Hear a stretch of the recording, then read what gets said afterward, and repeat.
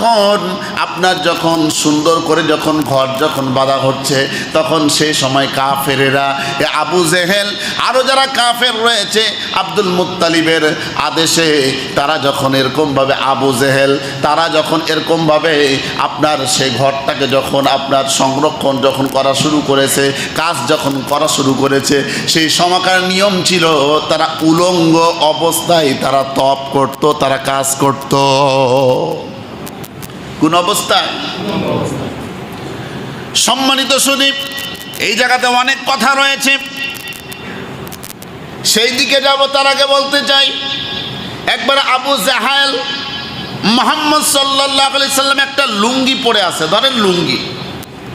এমন সময় আবু জাহেল টান মারতেছে মুহাম্মদ সাল্লাল্লাহু আলাইহি সাল্লামের কাছ থেকে, লুঙ্গিটা খুলে ফেলবে তাই টান দিতেছে। আল্লাহর নবী খুব শক্ত করে ধরে আছেন। এমন সময় ছোট মানুষ তো জোরে টান মেরে লুঙ্গিটা খুলে ফেলছে।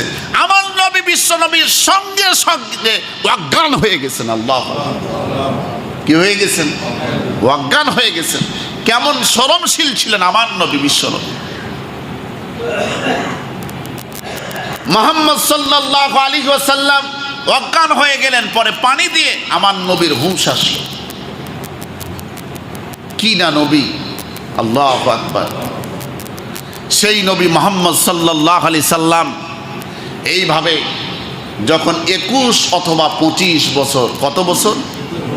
21 অথবা 25 বছর বয়স যখন হলো, এমন সময় আল্লাহর নবীর চাচা আবু তালেব চিন্তা করলেন আমার ভাতিজার বিবাহ দেওয়া দরকার। কি দেওয়া দরকার?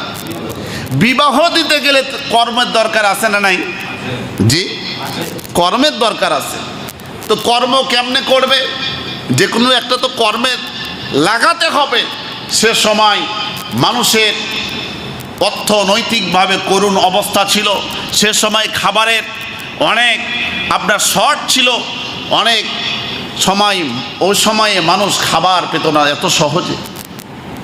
সে সময়ে মুহাম্মদ সাল্লাল্লাহু আলাইহি সাল্লামকে চাকরি দেওয়া হলো। কোথায়? মা খাদিজাতুল কুবরা রাদিয়াল্লাহু তাআলা আনহুমার কাছে। চাকরি দেওয়ার পরে তিনি চাকরি শুরু করলেন। সর্বপ্রথম ব্যবসার কাজ তিনি করবেন।